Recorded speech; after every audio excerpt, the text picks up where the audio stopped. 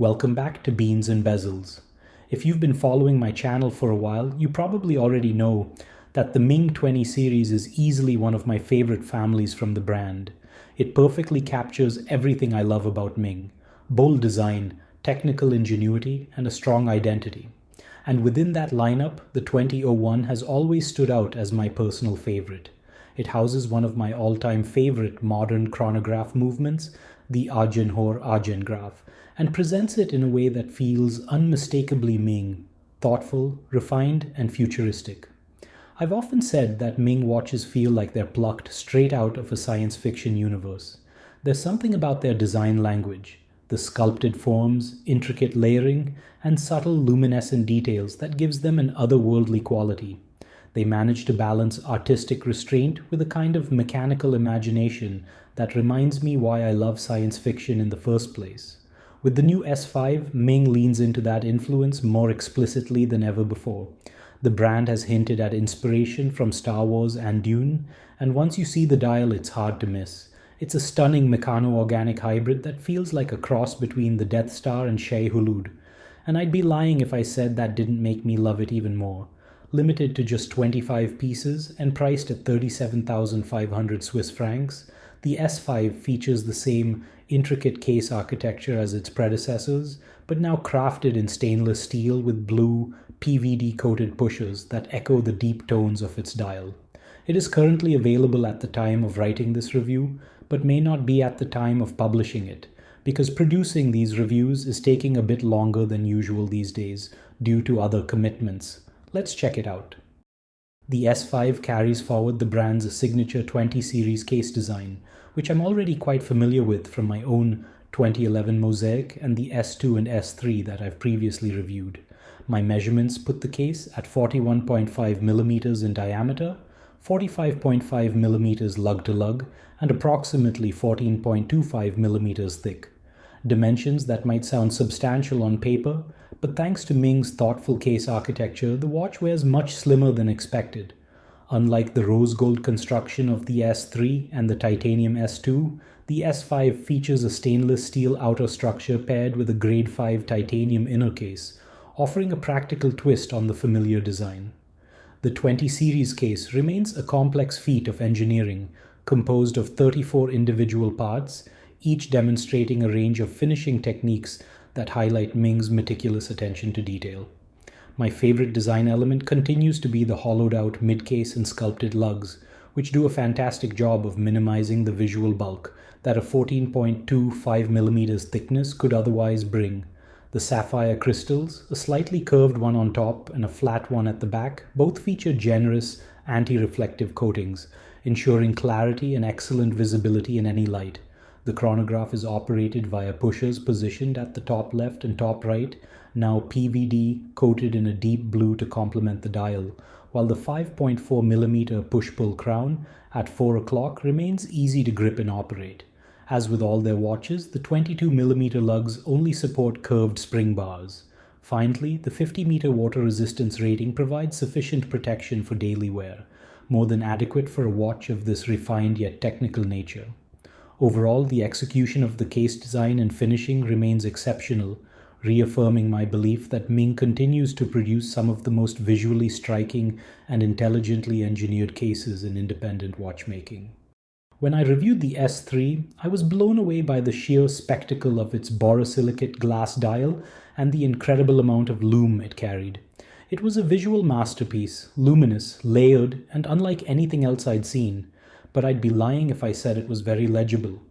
Beyond reading the hours and minutes, the chronograph operation was difficult to follow, sacrificed in favor of that hypnotic display of light and depth.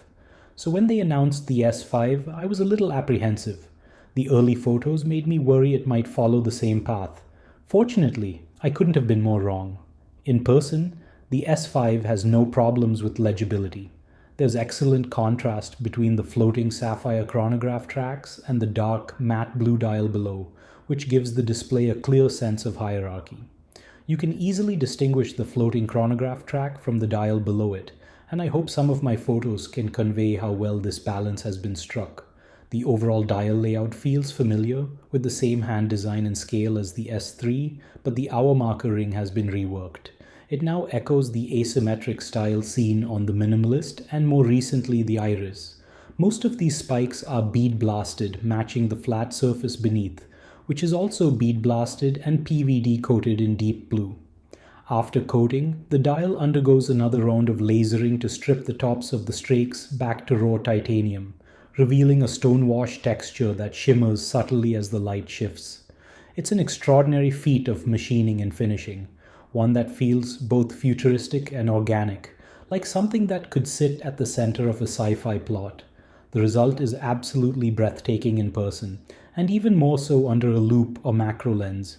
I had an absolute blast photographing this dial, and I think it perfectly captures what makes Ming such a special brand: technical ingenuity, artistic boldness, and an unwavering commitment to turning imagination into tangible form.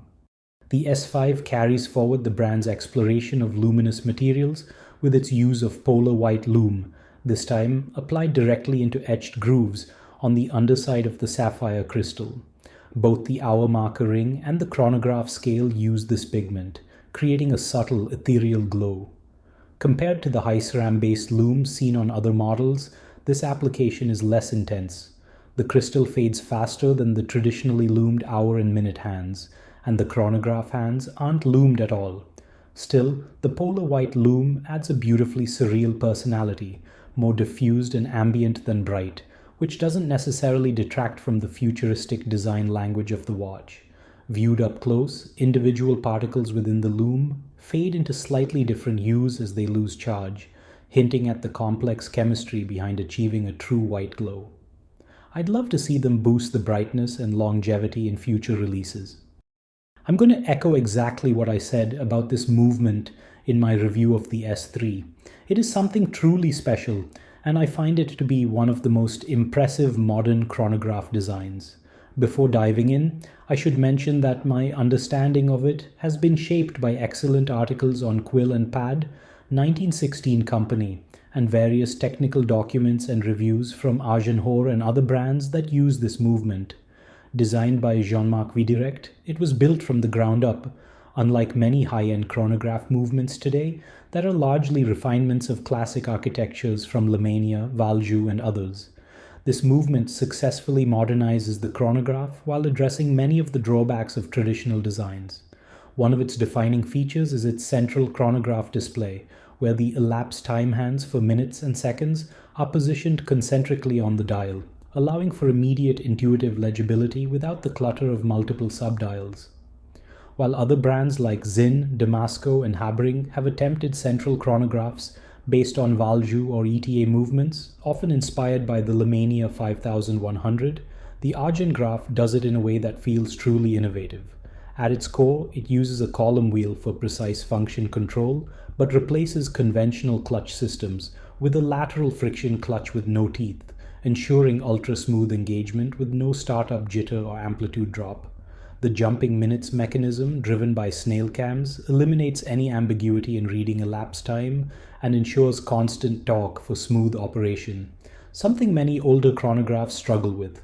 Additionally, instead of the abrupt, hammer-driven reset found in traditional chronographs, it employs a brake-release reset, where a spring gently rewinds the chronograph hands back to zero, preventing the jarring snapback that can stress components over time. The movement architecture itself is also unconventional. Rather than the traditional layered chronograph layout, it features an annular main movement with a hollow center, where the chronograph mechanism is stacked, a design that usually includes a dial-side rotor, though Ming opted for a manually wound variant for these models. Over the years, my appreciation for chronograph movements has only grown. They embody everything I love about watchmaking, from intricate mechanical design to clever engineering solutions. Having worn a 20 series mosaic for over 2 years, the S5 feels instantly familiar and comfortable on the wrist.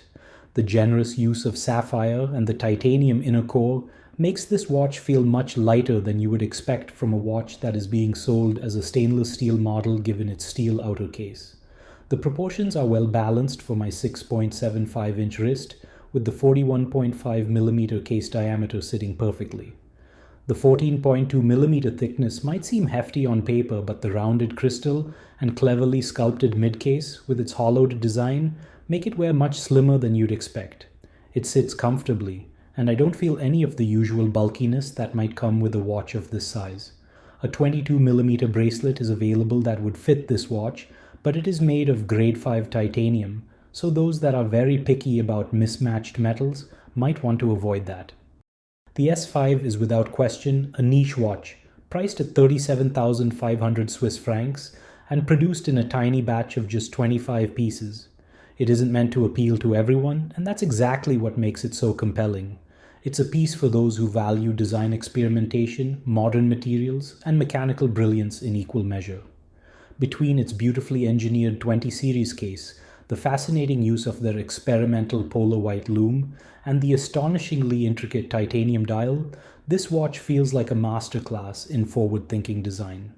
At its core beats a remarkable movement, housed within a case that exemplifies the brand's meticulous approach to form and proportion. Together, these elements create a watch that feels undeniably futuristic.